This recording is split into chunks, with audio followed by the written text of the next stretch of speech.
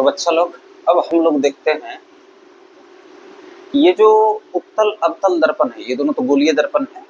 तो गोलीय दर्पण में वक्रता त्रिज्या क्या होता है, वक्रता केंद्र क्या होता है, ध्रुव क्या होता है, फोकस क्या होता है। ठीक है, बने रहो हमारे साथ, इसी में देखेंगे हम लोग। तो बच्चा, गोलीय दर्पण जो है वो किसी न किसी तो गोले का भाग होता है। सबसे पहले हम लोग आते हैं वक्रता केंद्र पर। वक्रता केंद्र यानी कि centre of curvature. Centre of curvature क्या होता है? ये सेंटर ऑफ कर्वेचर, जब भी हम किसी स्फेरिकल या गोलीय दर्पण का बात करते हैं तो वो गोलीय दर्पण बनता कैसे है? शीशे का एक गोला होता है जिसको हम लोग काट देते हैं, और इस कटे हुए पार्ट के एक तरफ, इस कटे हुए पार्ट के एक तरफ इस तरफ या इस तरफ क्या किया जाएगा? पेंट कर दिया जाएगा। इधर पेंट कर दिए तो हो गया उत्तल दर्पण, और अगर हम लोग इस तरफ पेंट कर दिए तो हो गया अवतल दर्पण। बात समझ में आ गया?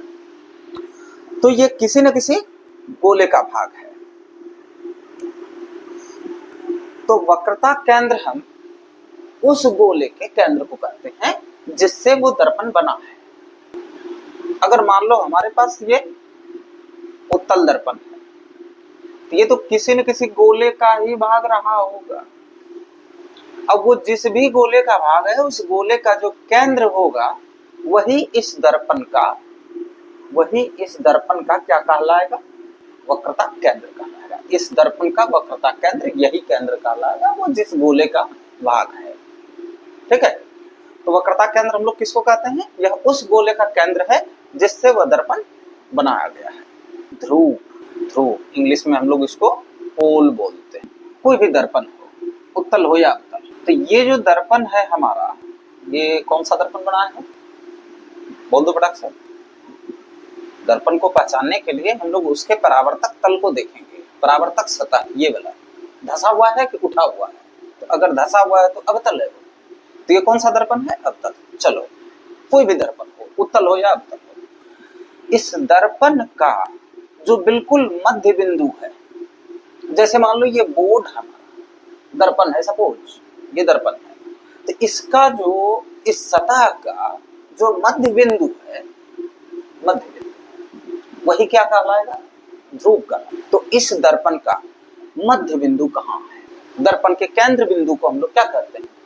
ध्रुव कहते हैं। अब हम लोग आ जाते हैं वक्रता त्रिज्या यानी कि radius of curvature. Radius of curvature, जब तुम वृत्त पढ़ते हो तो उसमें त्रिज्या भी पढ़ते हो। तो जब वृत्त का त्रिज्या क्या होता है बताओ? एक वृत्त है, इसका त्रिज्या हम किसको कहेंगे? केंद्र से परिधि तक के दूरी को, बाउंड्री तक के, घेरे तक के दूरी को हम लोग क्या कहते हैं? त्रिज्या का। ठीक उसी तरह से वक्रता केंद्र से ध्रुव तक की दूरी या फिर उस गोले की त्रिज्या जिससे दर्पण बनाया गया है, जिससे दर्पण बनाया गया है, या तो हम क्या कहेंगे? केंद्र से ध्रुव तक की दूरी वही त्रिज्या होगी, या फिर उस गोले का त्रिज्या जिससे वो बनाया गया है। तो वक्रता केंद्र, ध्रुव और वक्रता त्रिज्या। अब हम लोग आ जाते हैं प्रधान अक्ष, प्रिंसिपल एक्सिस। इसको मुख्य अक्ष भी कहीं कहीं लिखता है। केंद्र से, केंद्र और ध्रुव होते हुए गुजरने वाला जो रेखा है उसी को हम लोग प्रिंसिपल एक्सिस कहते हैं। जैसे मान लो ये हमारा अवतल दर्पण है, ठीक है, यहाँ हमारा ध्रुव है, पोल, और सपोज यहाँ केंद्र है, वक्रता केंद्र। तो वक्रता केंद्र और ध्रुव दोनों को मिला करके जो रेखा पार हो रहा है, यही रेखा क्या कहलाता है? प्रिंसिपल एक्सिस कहलाता है। क्या कहलाता है? प्रधान अक्ष कहलाता है। अब हम लोग आ जाते हैं कि फोकस बिंदु किसको कहते हैं और फोकस दूरी किसको कहते हैं। किसी भी दर्पण का फोकस किसको कहेंगे? देखो, तुम दर्पण में कई सारी चीजों को समझ चुके हो, ध्यान से देखना। ये ध्रुव समझ गए, दर्पण का केंद्र बिंदु मध्य बिंदु ध्रुव हो गया। एक वक्रता केंद्र होता है, ये वो केंद्र होता है जो इस गोले का केंद्र होता है ना। दर्पण जिस गोले का बनाया गया है, इस दोनों से होकर गुजरने वाली रेखा को हम लोग प्रिंसिपल एक्सिस कहते हैं। जब भी कोई किरण प्रधान अक्ष के समांतर दर्पण की ओर आती है, अब ये दर्पण से परावर्तन के बाद मुख्य अक्ष को जहां प्रतिच्छेद कर दे, मुख्य अक्ष को, है ना, ये जो रेखा है, ये जो किरण है, ये किरण दर्पण से परावर्तन के बाद, ये जो परावर्तन हुआ, तो ये परावर्तित किरण प्रधान अक्ष को कहां प्रतिच्छेद किया? इस बिंदु मुख्य अक्ष के समांतर आती हुई आपतित किरण दर्पण से परावर्तन के बाद प्रधान अक्ष को जिस बिंदु पर प्रतिच्छेद करता है वही फोकस कहलाता है। ये तो अवतल में बताया, अब उत्तल में देखो। ये हमारा ध्रुव केंद्र, सर ये केंद्र इधर क्यों हो गया? इसमें तो केंद्र इधर है, तो बच्चा गौर से इसके वक्र को देखो, है ना। इसका जो वक्र है, घुमाव इसका इस तरफ है, तो केंद्र तो इसी तरफ होगा। इसका घुमाव इस तरफ है, तो केंद्र तो इस तरफ होगा, है ना। मुख्य अक्ष के समांतर आती हुई किरण, मुख्य अक्ष ये है, इसके समांतर किरण आपतित हो रही है। अब इसके परावर्तन को हम लोग देखते, इसका परावर्तन इधर हुआ। अब ये जो परावर्तित किरण है, ये मुख्य अक्ष के किस बिंदु से, या मुख्य अक्ष के किस बिंदु पर ये प्रतिच्छेद कर रही है? यहाँ पर, यही क्या कहलाया? फोकस कहलाया। अच्छा, अब यहाँ हम दोनों फोकस को देखें, दोनों में एक फोकस वास्तविक है, एक फोकस काल्पनिक है। जहां हकीकत में परावर्तित किरण प्रधान अक्ष को प्रतिच्छेद किया, रियल में कहां प्रतिच्छेद किया? यहाँ या यहाँ? यहाँ प्रतिच्छेद किया। तो इसलिए ये जो फोकस है, ये हमारा वास्तविक फोकस है। जबकि यहाँ जो है, हम लोग खुद से एक काल्पनिक रेखा खींचे हैं, ये कहां से आते हुए लग रहा, तो ये रेखा इधर पास नहीं हुआ है, गौर से देखो। यहाँ से परावर्तन की क्रिया हुई है, ऐसा नहीं कि ये जो है यहाँ से निकल रहा है, नहीं, निकलते हुए लग रहा है। ये जो रेखा है, ये इस तरफ से आते हुए लग रहा है। तो जहां लगने वाली बात हो जाए, जहां प्रतीत होने वाली बात हो, वो काल्पनिक हो जाता है। तो ये जो फोकस पॉइंट हुआ, ये क्या हुआ? काल्पनिक फोकस हुआ। मुख्य अक्ष के समांतर आपतित किरण दर्पण से परावर्तन के बाद मुख्य अक्ष को जिस बिंदु पर प्रतिच्छेद करती है, या जिस बिंदु से आते हुए प्रतीत होती, वही बिंदु उस दर्पण का क्या कहलाता है? फोकस का। तो इसमें दो बात है, जिस बिंदु पर प्रतिच्छेद करती है। अवतल वाले में हम लोग क्या देखे थे? अवतल वाले में आया, प्रतिच्छेद कर दिया, इस बिंदु पर प्रतिच्छेद कर दिया। उत्तल वाले में हम लोग क्या देखे? आया, ऐसे पास किया था, है ना। तो ये इधर से आते हुए प्रतीत हो रहा था, इसलिए दोनों बात यहाँ मेंशन किया हुआ है। जिस बिंदु पर प्रतिच्छेद करती है या जिस बिंदु से आते हुए प्रतीत होती है, वही बिंदु, ये बिंदु या फिर ये बिंदु क्या कहलाता है? फोकस बिंदु कहलाता है। तो फोकस हमारा, फोकस कितने टाइप का हो गया? दो टाइप का हो गया। कौन कौन सा? एक रियल यानी कि वास्तविक फोकस, और एक वर्चुअल यानी कि आभासी फोकस। रियल फोकस किसमें था? अवतल में था। किसमें था? अवतल में, दर्पण के सामने था, दर्पण के सामने था, है ना। और वर्चुअल फोकस जो था, ये उत्तल में था, उत्तल में, और दर्पण के पीछे था, दर्पण के पीछे था। परिभाषा में क्या करना है? अगर इसका परिभाषा पूछ दे, वास्तविक फोकस का परिभाषा दे, तो इस परिभाषा पर गौर करना है जरा सा। मुख्य अक्ष के समांतर आपतित किरण दर्पण से परावर्तन के बाद मुख्य अक्ष को जिस बिंदु पर प्रतिच्छेद करती है, यहां तक, उस बिंदु को वस्तु का या दर्पण का वास्तविक प्रतिबिंब कहते हैं। किस लिए होगा? वास्तविक फोकस के लिए। और अगर हम इसको हटा दें, ठीक है, मुख्य अक्ष के समांतर आपतित किरण दर्पण से परावर्तन के बाद मुख्य अक्ष को जिस बिंदु से आते हुए प्रतीत होती है, मुख्य अक्ष के जिस बिंदु से आते हुए प्रतीत होती है वो क्या कहलाता है? आभासी फोकस कहलाता है, जो किसमें होता है? उत्तल में। चलो अब हम लोग देखते हैं क्या कि ये सारा टर्म केंद्र, वक्रता केंद्र, ध्रुव, फोकस, वक्रता त्रिज्या, प्रधान अक्ष, ये सभी दर्पण में कहां और कैसे दिखते हैं? देखो, तो हम लोग दोनों मिरर में इसको देखेंगे, उत्तल में भी देखेंगे और अवतल में भी देखेंगे। ये हमारा उत्तल दर्पण है। सबसे पहले तो इस दर्पण के मध्य बिंदु पर हम लोग क्या लेंगे? ध्रुव, पोल। अब चूंकि इसका वक्र इस तरफ है, इसका जो घुमाव है वो इस तरफ है, तो केंद्र भी हमारा कहाँ होगा? इस तरफ। इस दोनों बिंदु से होकर गुजरने वाली रेखा क्या हो गया? प्रिंसिपल एक्सिस, जिसको तुम एक्स वाई मान सकते हो या एक्स एक्स डैश मान लो, एक्स एक्स डैश मान लो। फोकस कहाँ होता है? तो फोकस सामान्यतः पी और सी के बीच में होता है। फोकस बिंदु जब भी हम लोग डायग्राम बनाएंगे तो उसमें पोल और सेंटर के एग्जैक्ट मध्य में जो है क्या बनाएंगे? फोकस बिंदु रखेंगे। प्रधान अक्ष समझ ही गए। ठीक उसी तरह से हमारा अवतल में अच्छा, फोकस दूरी और वक्रता त्रिज्या, सी और पी का जो दूरी है, केंद्र और ध्रुव का जो दूरी है, यानी कि यहां से यहां तक ले लो, ये हो गया रेडियस ऑफ कर्वेचर। ठीक है, यानी कि वक्रता त्रिज्या। और पी और एफ का जो दूरी है, पी और एफ का ये दूरी जो है हमारा, यही क्या हो गया? फोकस दूरी हो गया। क्लियर? अवतल में भी कर सकते हो। इसमें प्रधान अक्ष, यहाँ हमारा पोल, सेंटर, इस दोनों के एग्जैक्ट बीच में फोकस। ठीक है, तो समझ ही गए, ये दूरी हमारा फोकस दूरी हो गया, ये दूरी हमारा रेडियस ऑफ कर्वेचर हो गया। अब आ जाओ जरा चिन्ह परिपाटी, जो इतना इंपॉर्टेंट है कि उसके बिना कोई भी न्यूमेरिकल सही नहीं बनेगा। कितना जरूरी है ये साइन कन्वेंशन फॉर्मूला जो है। चिन्ह परिपाटी बढ़िया से देखो, इसमें कुछ भी नहीं है बुक में ऐसे ही कंफ्यूज करने के लिए।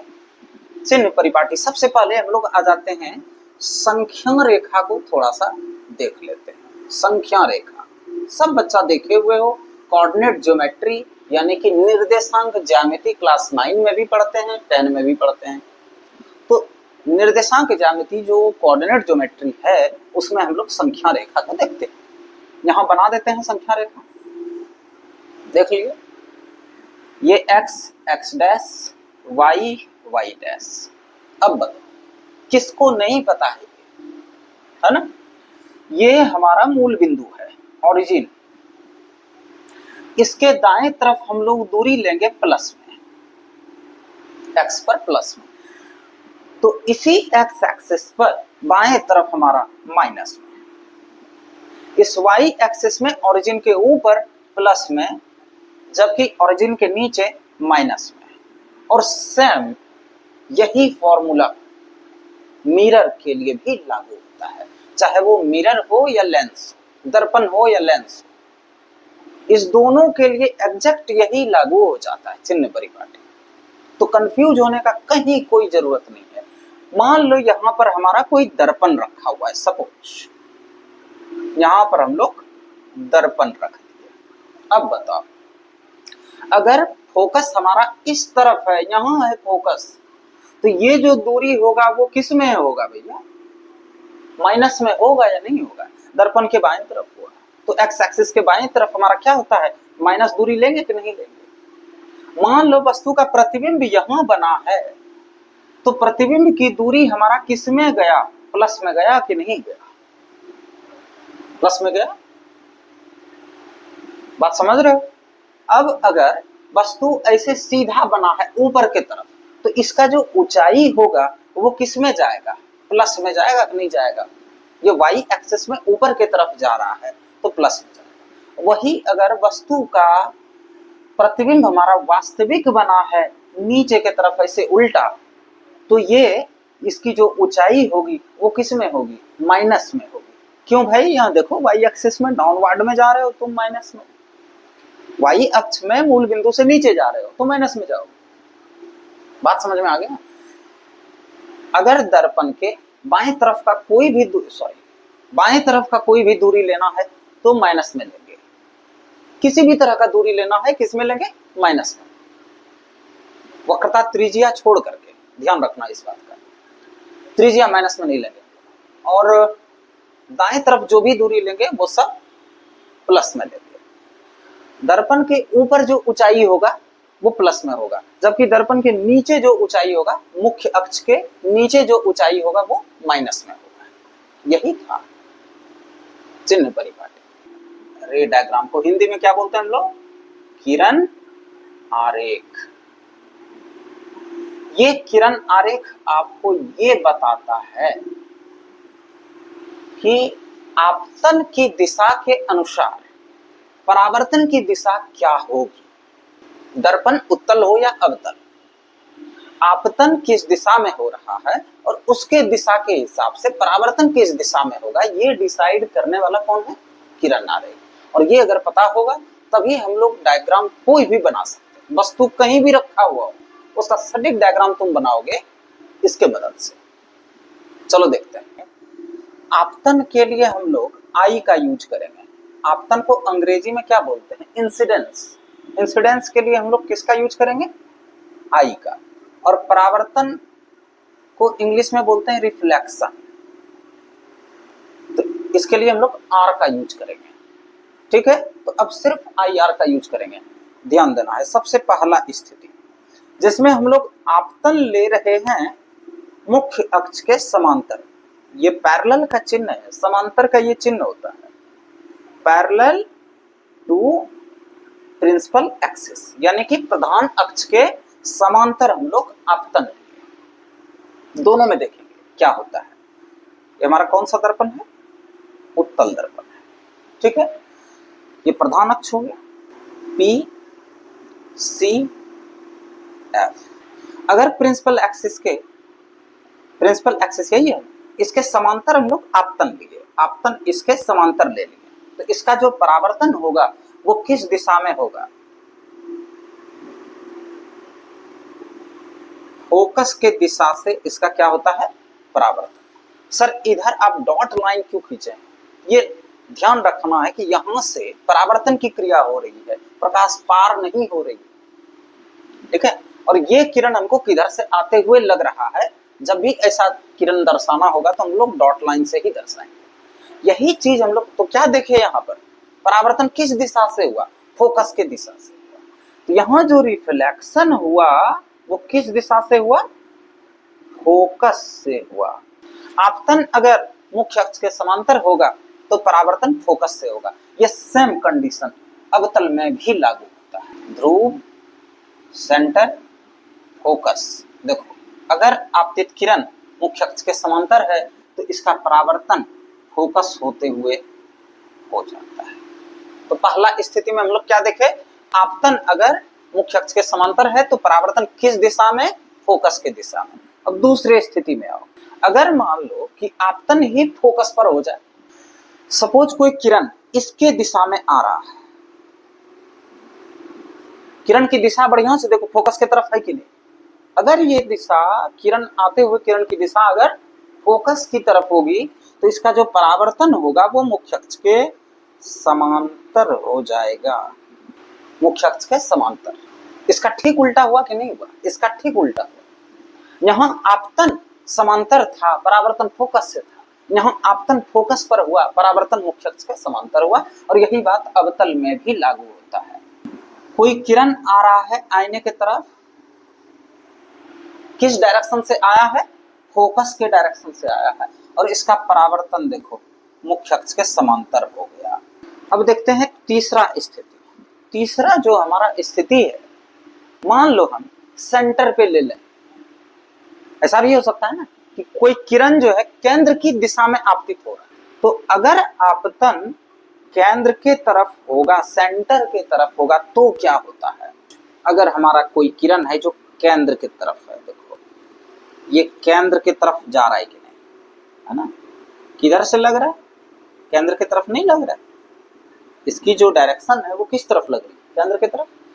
तो उसी दिशा में वापस मुड़ जाता है। अगर केंद्र के तरफ हम लोग फोकस करेंगे टॉर्च का, तो उसके परावर्तित किरण को नहीं देख पाएंगे, क्योंकि उसी दिशा में वापस मुड़ गया तुम्हारे ही तरफ। ठीक वही घटना अवतल में भी होता है। अगर मान लो कोई किरण सेंटर के दिशा से ही आया है, तो उसी दिशा में वापस चला गया, बैक में, उसके ठीक विपरीत दिशा में मुड़ गया। तो ये किरण आरेख हर हमेशा याद रहना चाहिए। अगर तुमको डायग्राम बनाना है तो स्क्रीनशॉट लेके इसको उतार लेना है। तो यहाँ हम लोग सेकंड में भी रिफ्लेक्शन नहीं लिखे थे। परावर्तन इसमें किस दिशा से हुआ था? Parallel to the principal axis. यहाँ केंद्र से हुआ, तो परावर्तन भी किधर से हुआ? केंद्र से ही हो गया। तो इतना चीज याद रखना है। इसको शॉर्टकट में हम यहाँ एक टेबल लिख देंगे, आपतन और परावर्तन। बहुत ही आसानी से इसको याद रखें। अभी तुम डायग्राम से देखें, अब इस टेबल से भी देख लो।